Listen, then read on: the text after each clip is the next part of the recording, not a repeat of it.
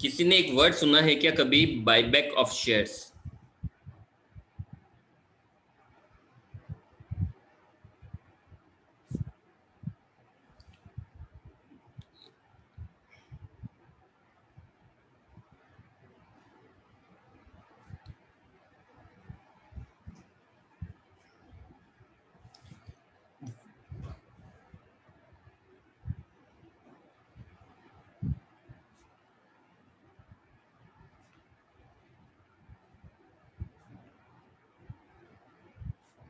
चलिए, सो अगर मैं आप लोगों से पूछता हूं what do you mean by buyback of shares, what do you mean by buyback of shares?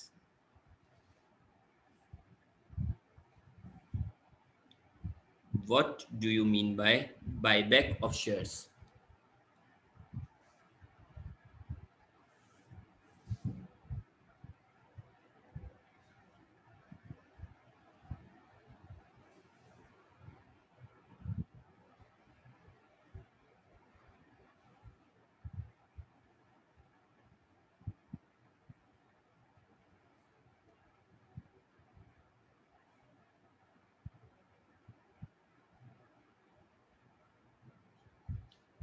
Simple, जब कंपनी मार्केट से खुद के शेयर्स टेक ओवर कर लेती है, ठीक है, when a company purchases its own shares then it is treated as buyback of shares, ठीक है। तो इन दैट केस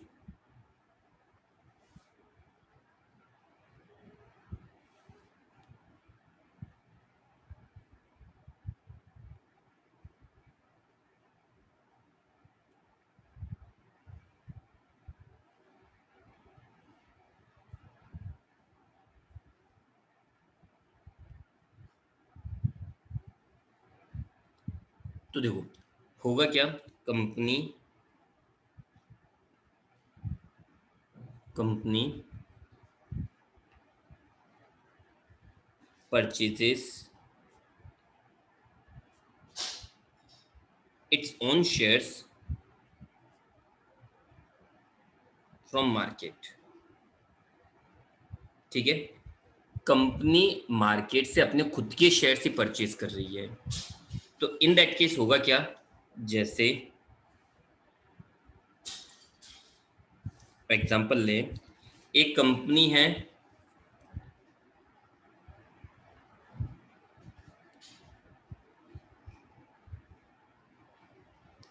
ठीक है,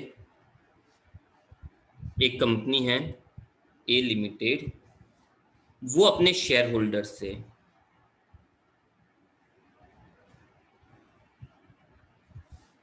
ठीक है, वो अपने अलग अलग शेयर होल्डर से अपने शेयर्स उनको क्या पे कर रही है,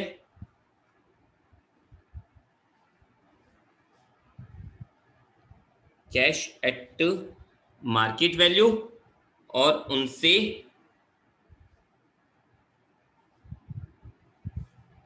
टुक ऑन शेयर्स,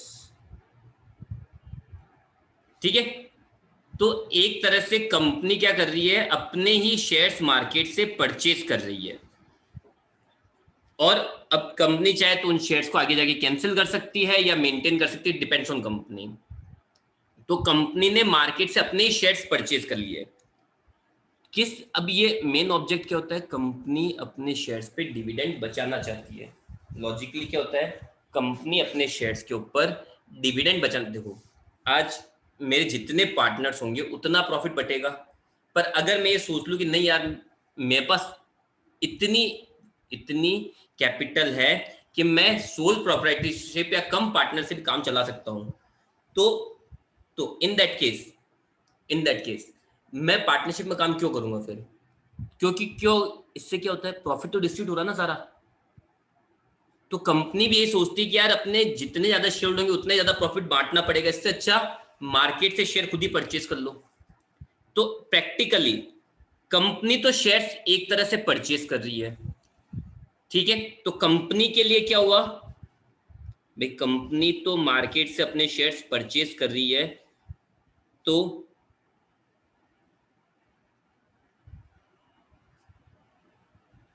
कंपनी के लिए नो कैपिटल कंपनी के लिए बेसिकली क्या है, कंपनी के लिए परचेज है ना कि sale, so no capital gain. But वहीं पे शेयर होल्डर के लिए क्या है, शेयर होल्डर के लिए शेयर्स ट्रांसफर मानेंगे और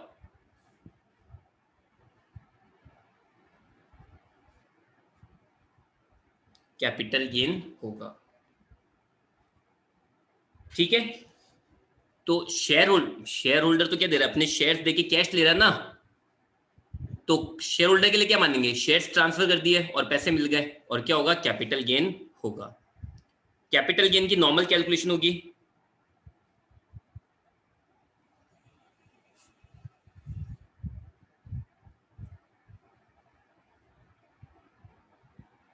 normal calculation of capital gain, वही लॉन्ग टर्म या शॉर्ट टर्म सेल कंसिडरेशन वगैरह वगैरह, जैसे आप बेसिक कैलकुलेशन हमेशा करते हो वैसे ही।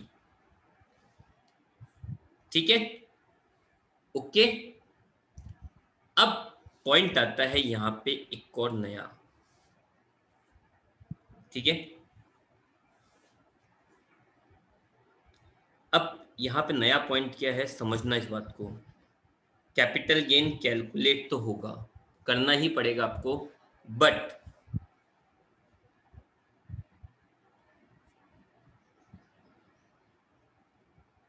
It is exempt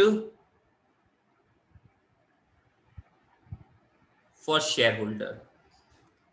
share holder के लिए वो चीज क्या है, एग्जेम्प्ट है under section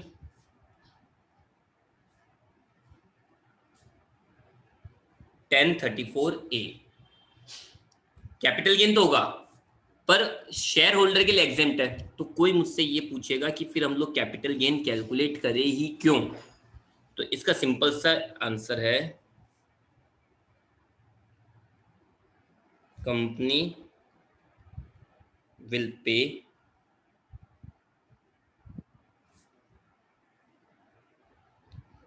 tax at the rate of 20% plus says and surcharge under section 115 QA। Listen it very carefully। Capital gain calculate तो करना पड़ेगा, पर उस पे टैक्स शेयर होल्डर नहीं देगा, उस पे टैक्स कौन देगी, कंपनी। उस पे टैक्स कौन पे करेगी, कंपनी। जैसे एक एग्जांपल लेते हैं, समझना इस बात को। एक कंपनी है RJ150 लिमिटेड, ठीक है, और इसने अपने शेयर्स इशू कर रखे पब्लिक में, पंकज, आकाश, पीयूष,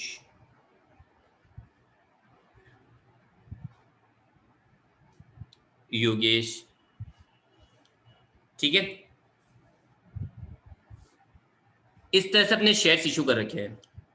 अब इस कंपनी के शेयर्स की मार्केट वैल्यू हो गई, इन शेयर्स की मार्केट वैल्यू हो गई 150 रुपीज। ठीक है, तो अब ये क्या कर रहा है, पर शेयर, चलो अपन मान लेते सबको हटाते हैं, एक ही शेयर होल्डर रखते हैं यहाँ पे, योगेश जी।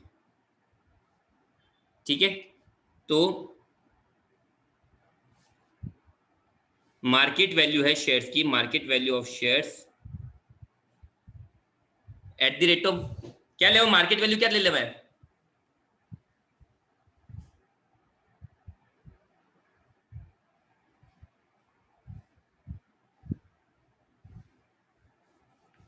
अच्छा 150, तो market value at the rate of 150, sorry Vedanshi, और इनसे शेयर्स ले लिए। तो अब मैं ये मानता हूं एक बार के लिए अपन लेट कर लेते हैं,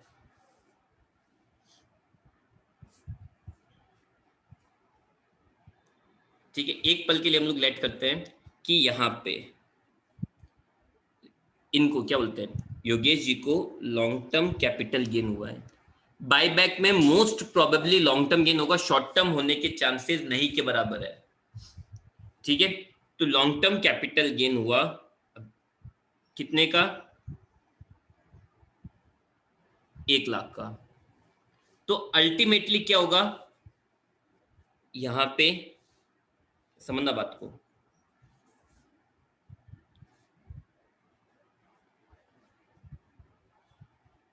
exempt from why, but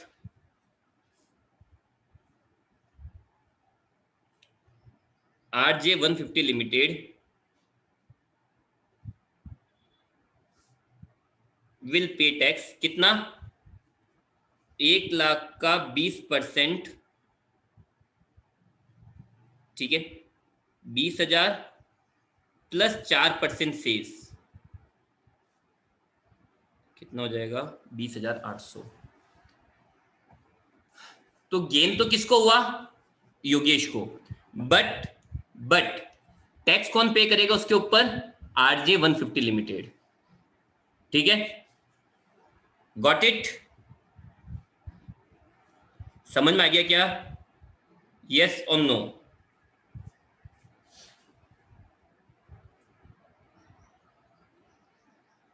if not then raise your hand first, if not then first raise your hand, जिससे कि मैं आगे ना चल जाऊं।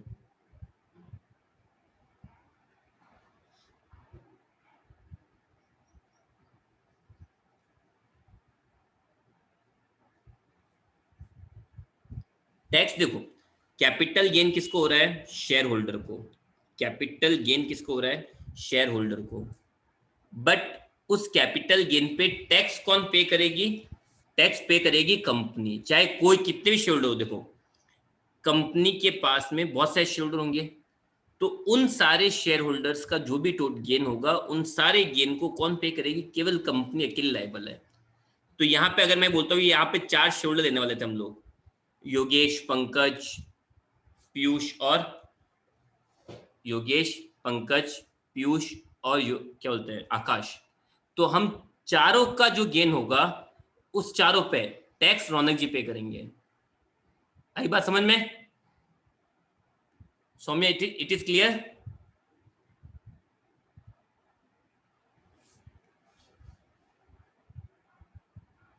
चलिए नेक्स्ट, छोटे छोटे से पॉइंट्स हैं बट इनका ध्यान रखना और कुछ नहीं है।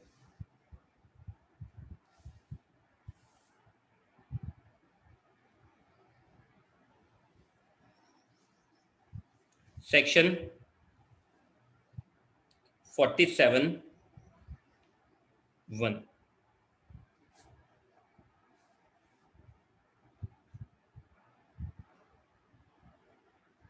Transfer in case of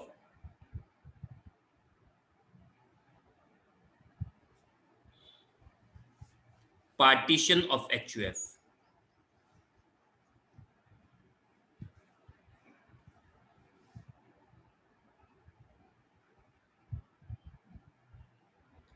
transfer in case of partition of HUF। तो इसको ना प्रॉपर एग्जांपल समझना, प्रॉपर एग्जांपल समझना। HUF है, एक HUF जिसके मेंबर हैं A एंड B, एक HUF है जिनके मेंबर्स कौन है, A एंड B, ठीक है।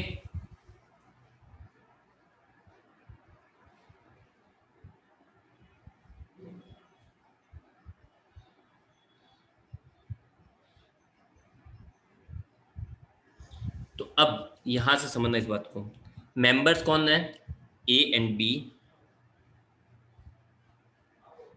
अब उनका क्या हो गया, पार्टीशन हो गया, ठीक है, दोनों अलग अलग हो गए, A अलग B अलग, ओके। HUF का पार्टीशन हो गया। पार्टीशन मतलब क्या हो गया, दोनों अलग हो गए, सिंपल सी बात है भाई। तो दोनों यहाँ पे क्या हो गए, अलग हो गए ना। हुआ क्या, HUF के पास में एक लैंड थी और एक बिल्डिंग थी। तो लैंड तो मिल गई ए को, बिल्डिंग मिली बी को। तो लेकिन यहां पे पार्टीशन इसको,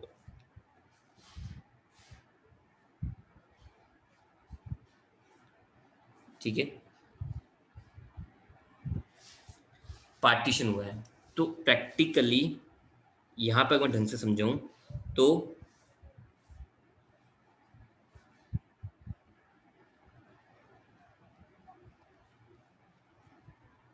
पार्टीशन पे एसेट देना is not treated as transfer. हमने लिखा था जब कैपिटल गेन के पॉइंट्स लिखे थे, following following transactions are not treated as transfer, उसमें ये चीज भी लिखी थी कि HUF अपने अगर पार्टीशन पे अपने मेंबर्स को एसेट दे रहा है। अब मैं बात सुनो, लॉजिकल में बताओ, HUF को मिला क्या इस पूरे केस में, HUF को क्या मिला भाई, एक HUF है, ए और बी चला रहे थे, दोनों अलग हो गए, ए ने लैंड उठा ली, बी ने बिल्डिंग उठा ली। तो इस केस के अंदर HUF को क्या मिला, did it received anything?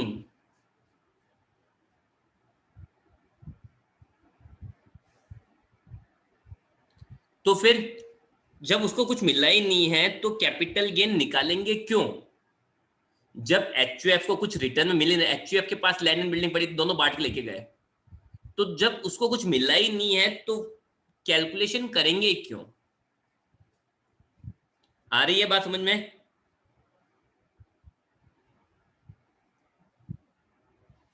चलो अब आगे क्या हुआ, तो भाई not treated as transfer,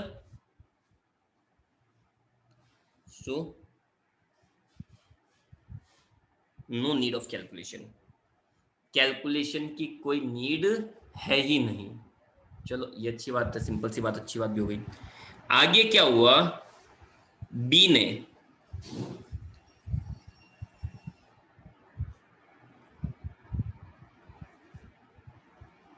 building sold कर दी, ठीक है। बी ने क्या करा,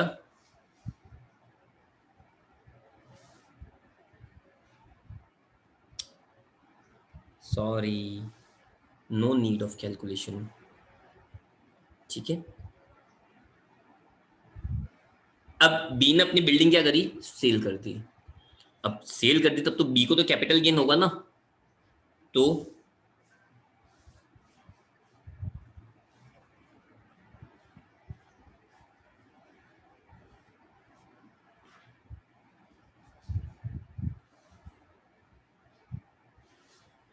there will be capital gain to B.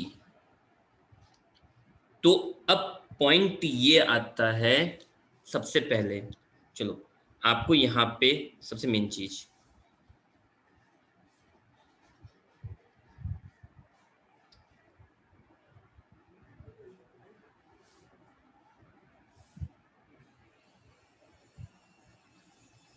Sale price given, मतलब जो एक्चुअल सेल प्राइस है वही लेनी है, ठीक है।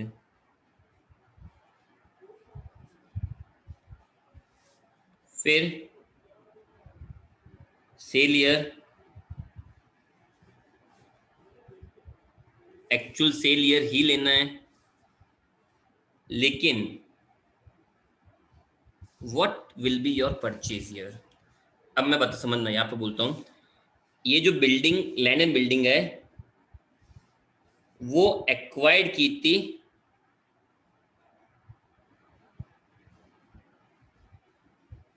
2015 में, पार्टीशन हुआ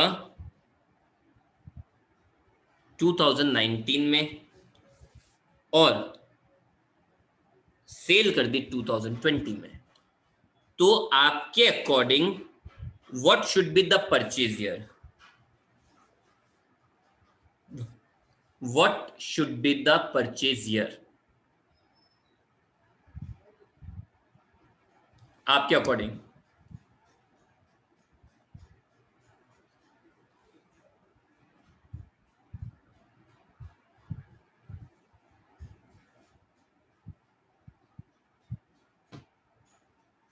एनीवन एल्स?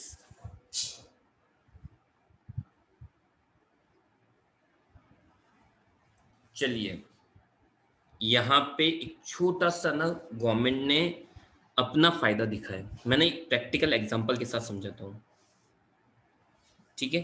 समझने, मैं जो समझा रहा हूँ उस चीज को थोड़ा फोकसफुली समझना।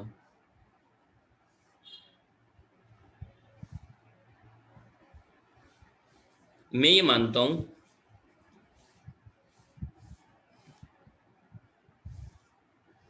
2015 में ये एसेट परचेज की थी फॉर ₹5 लाख, ठीक है? इंडेक्स नंबर ले रहे हैं, इसका इंडेक्स नंबर है 200, इसका इंडेक्स नंबर है 250 और इसका इंडेक्स नंबर है 300, है ना? ठीक है, अब प्रैक्टिकली देखना, मैं 5 लाख डिवाइडेड बाय 200 इंटू 300 करता हूं एक तो, और एक तरफ करता हूं 5 लाख डिवाइडेड बाय 250 इंटू 300। दोनों के आंसर क्या क्या हो सकते हैं बताना? यहां पे होगा 7.5 लाख, ठीक है? और यहां पे कितना आएगा? 6 लाख। सही है?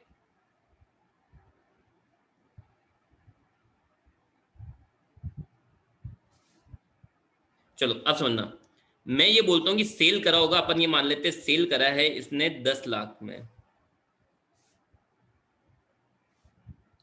तो यहां गेन कितना हो रहा है? 2.5 लाख, और यहां गेन कितना हो रहा है? 4 लाख। अब गवर्नमेंट के पॉइंट ऑफ व्यू से मुझे बताओ, आप लोग इनकम टैक्स अथॉरिटी हो, आप इनकम टैक्स अथॉरिटी बन के बताओ कि sale year, sorry, purchase year क्या लेना चाहिए? अब आप लोग इनकम टैक्स अथॉरिटी हो, नाउ टेल मी कि अब आपके हिसाब से परचेज ईयर क्या होना चाहिए?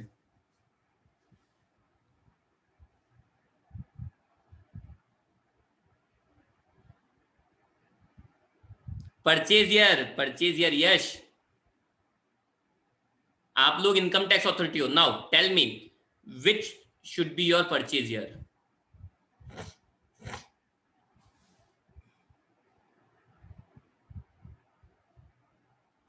आप लोग इनकम टैक्स अथॉरिटी हो, अगर आप लोग इनकम टैक्स अथॉरिटी हो तो इन दैट केस आपका फायदा किस में है?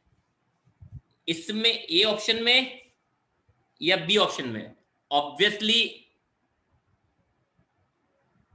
ए में फायदा सारा, भाई जितना ज्यादा गेन होगा आपको उतना ज्यादा टैक्स मिलेगा ना, इन लॉजिकल वे। ए में फायदा है तो आपका परचेज ईयर क्या होना चाहिए? 250, मतलब क्या हो गया? 2019। तो यहां पे आप लोग ये बोल सकते हो कि यार यहाँ पे प्रैक्टिकली परचेज ईयर तो यही होना चाहिए, प्रैक्टिकली परचेज ईयर ये होना चाहिए, पर गवर्नमेंट ने यहाँ पे अपना दिमाग लगाया पूरा। अब सोना दिमाग कितना तरीके से और कितना सही इंप्लीमेंटेशन हुआ है। गवर्नमेंट ने बोला बी को, भाई तेरे पास एसेट कब आई? कि 2019 में, तो तू 2019 को तेरा परचेज ईयर मान।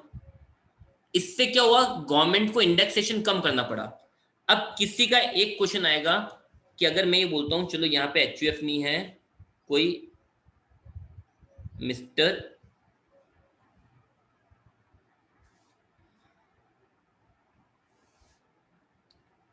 जेड है और उन्होंने, यह पार्टीशन नहीं हुआ है, गिफ्ट में दी है, गिफ्ट में दी, ए को लैंड और बी को बिल्डिंग, तो 2015 हम लोग हमारा परचेज लेते हैं। और सर आज आप बोल रहे हो कि नहीं 2019 लेना है, ऐसा क्यों? तो गिफ्ट के लिए, अभी वापस बोल रहा हूँ, गिफ्ट के लिए, इस गिफ्ट वाले प्रोविजन में 2015 आपका परचेज ईयर होना चाहिए या 2019 आपका परचेज ईयर होना चाहिए, उसके लिए अभी भी एक कोर्ट में केस चल रहा है। 2012-13 तक गिफ्ट वाले ईयर को ही परचेज ईयर मानते थे। 2012-13 तक when I started income tax, जब मैंने मेनली इनकम टैक्स ढंग से पढ़ना स्टार्ट किया था आईपीसीसी के अंदर, in that at that time gift वाले ईयर को ही परचेज ईयर लेट किया जाता था। और आपके भी मॉड्यूल में काफी जगह ऐसा होगा, लिखा हुआ होगा। बट 2012-13 में 2012-13 में सुप्रीम कोर्ट में एक केस आया और केवल उस केस के चक्कर में आपका परचेज ईयर 2019 से हटा के जो एक्चुअल ऑनर है उसी का परचेज ईयर ले लिया गया। वो एक एक्सेप्शनल केस है, ठीक है। बाकी ऑथोरिटी को फायदा किसमें है? 2015 परचेज ईयर मानने में, 2019 परचेज ईयर मानने में। तो ऑब्वियसली 2019 परचेज ईयर मानने में जितना आगे का परचेज ईयर होगा उतनी इंडेक्स कॉस्ट कम होगी। इंडेक्स कॉस्ट कम होगी तो long term capital gain increase होगा। तो कुछ चीजें बियॉन्ड लॉजिक केवल फायदे के लिए चलती है और लॉजिक उसके लिए सेट कर दिया जाता है। प्रैक्टिकल एक्विजिशन ईयर ये है, पर इनकम टैक्स अथॉरिटी को फायदा किसमें था? इसमें। तो दिमाग क्या लगाया? बी को बोला भाई तेरे पास एसेट आई कब है? कि 2019 में। 2019 से पहले एसेट तेरी थी क्या? कि नहीं मेरी नहीं थी, एचयूएफ की थी। तो भाई फिर ठीक है, तेरे पास एसेट 2019 में आई तो 2019 तेरा परचेज ईयर हुआ। तो यहां पे परचेज ईयर क्या हुआ? व्हेन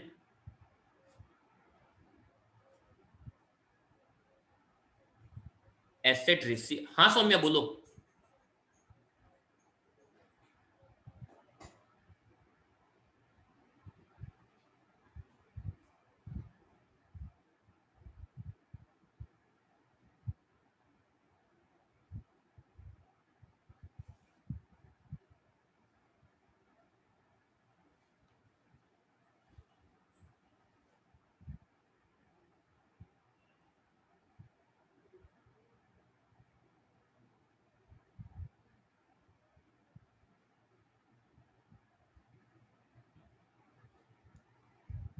हाँ सौम्या, मैंने उसी को क्लियर करा अभी, आपके डाउट को ही मैंने आपके डाउट को क्लियर करा है कि अपने को एक्चुअल परचेज लेना है, गिफ्ट या नहीं लेना है। मैंने उस डाउट को ध्यान में रखते हुए ही ये सब कुछ बोला था।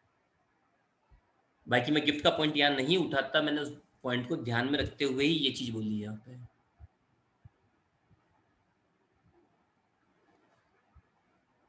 यहाँ पे हर बार जैसे परचेज ईयर ये लेंगे 2019, बाकी और भी बहुत सारे केसेस आएंगे वहां पे भी परचेज ईयर जब वो चीज रिसीव होती है तभी लेते हैं। बट केवल गिफ्ट वाले केस के अंदर परचेज ईयर ओल्ड ऑनर वाला लेता है। बाकी सब केसेस में एसेट जब रिसीव होगी, इसके बाद भी हम एक और पॉइंट करने वाले हैं, उसमें भी जब एसेट रिसीव होती है वही हमारा परचेज ईयर होता है। बट शेयर्स के केस के अंदर, सॉरी गिफ्ट के केस में, केवल गिफ्ट के केस में, अब गिफ्ट चाहे कुछ कहीं से भी आए, गिफ्ट के केस के अंदर हम लोग एक्चुअल ऑनर का ही परचेज ईयर लेते हैं। अब जैसे पार्टीशन है तो मैंने परचेज ईयर क्या माना? 2019। ये अगर गिफ्ट होता तो परचेज ईयर क्या मानता? 2015। Is it clear?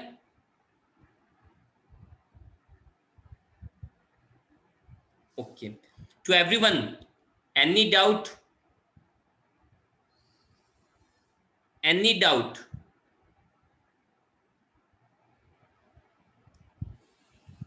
चलिए अब मुझे एक और क्वेश्चन का आंसर दीजिए। वेट, एक क्वेश्चन का आंसर और दे दो। मैं ये बोलता हूं कि ये जो है ना, ये डेट है 1 अप्रैल 19 और बेचा है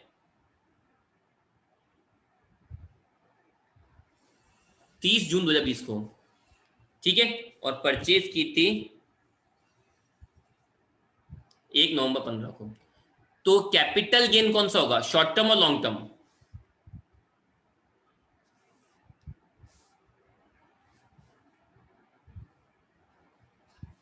आपकी नॉलेज के लिए एक को चीज लिख देता हूं। Short term capital gain slab में जाता है और लॉन्ग टर्म कैपिटल गेन पे 20% टैक्स लगता है।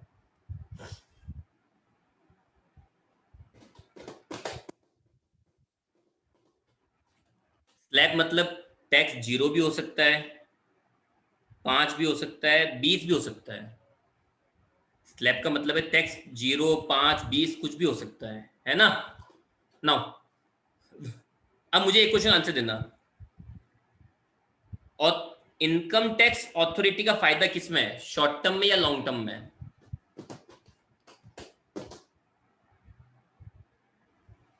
इनकम टैक्स अथॉरिटी का फायदा किसमें है, शॉर्ट टर्म और long term?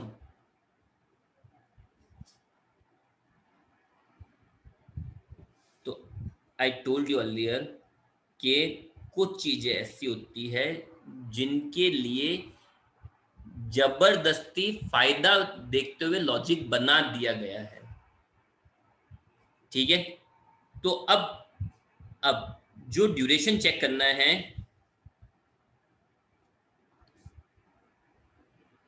Duration to determine